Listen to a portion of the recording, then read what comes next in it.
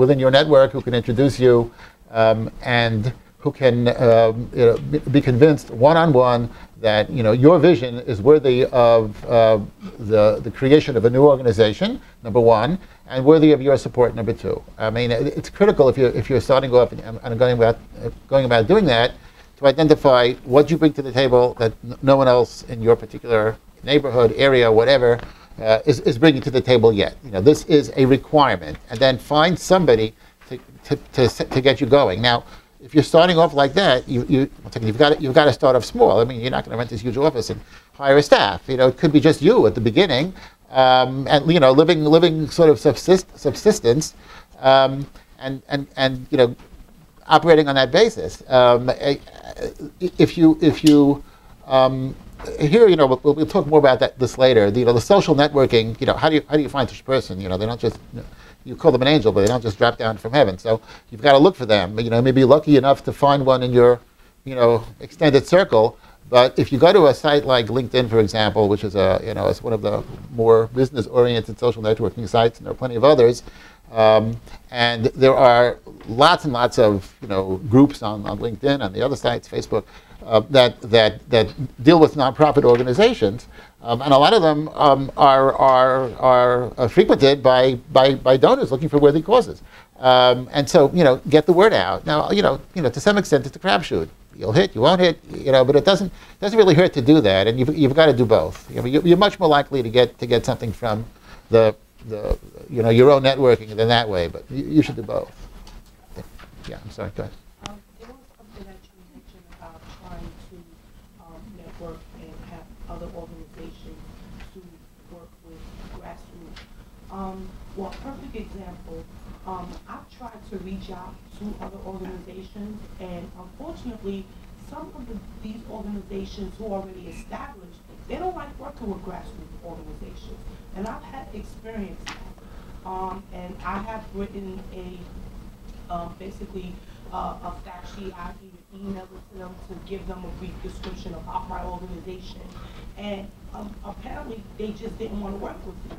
And so I kind of given up because as a matter of fact, my organization expanded. We just moved to a 4,500 square foot space, and we do daycare after school. We're a community-based organization. Once I was located in East New York, now I'm in the Bushwick area. So hopefully, since I expanded, I really hope that some of the organizations that are in the Bushwick community will like to work with me. So it's kind of a catch-22. You know what it is? It's a question of, if you're here and you want to get here, you don't just leap. You've got to do it stepwise. And it sounds like you've been growing. But it's the same way with when you're looking for funding. If you're a 10-person organization and you go approach United Way, just to pick an example. Now maybe that's a lousy example because they actually do fund very small organizations, but large. We call it large organization X, where their idea of an organization is it's got 500 employees. Well, you've got 10, so you don't really even exist. You're just so far below their radar that it doesn't pay for them to look at you. And of course, you don't feel good about that. But the problem is not you. The problem is that they're looking at you from a million miles away, and they're not seeing you. So start off a little bit more modestly. That example of the local bank is I think very apropos here.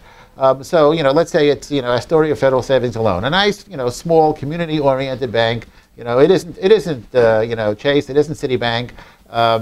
You put your account there. I mean, that's a generally good tactic. And a lot of nonprofits have several accounts in several different banks, for exactly that reason. And you walk in, you need to talk to the branch manager and say, hey, we're not just mom and pop. It's mom and pop, and there's 10 other people, and we've got 4,500 square feet, and we're providing this, that, and the other service.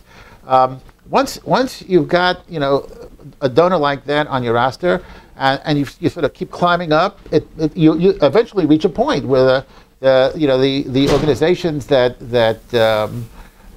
look at names they recognize and numbers and so on, will start paying you some attention. That's all. It's a gradual process. So you're saying that the local banks, they have available grants, community grants? Sometimes the local banks administer it. More often than not, it's the parent organization. It's the bank itself. but you're much better off approaching them through the local branch manager, who's apt to want to help out a local organization, and who's often been tasked by his bosses, often the main office someplace, to be looking for this kind of a thing, because what do the banks get out of it? Obviously, I'm not taking away from them a true altruistic interest, but they pragmatically get publicity out of it.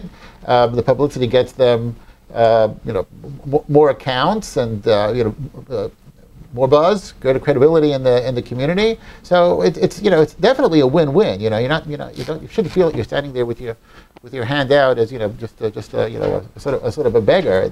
You're providing a service to the community. You're engaged in some amount of self-sacrifice to do that, and the bank will be gaining also if they're providing you with some funding.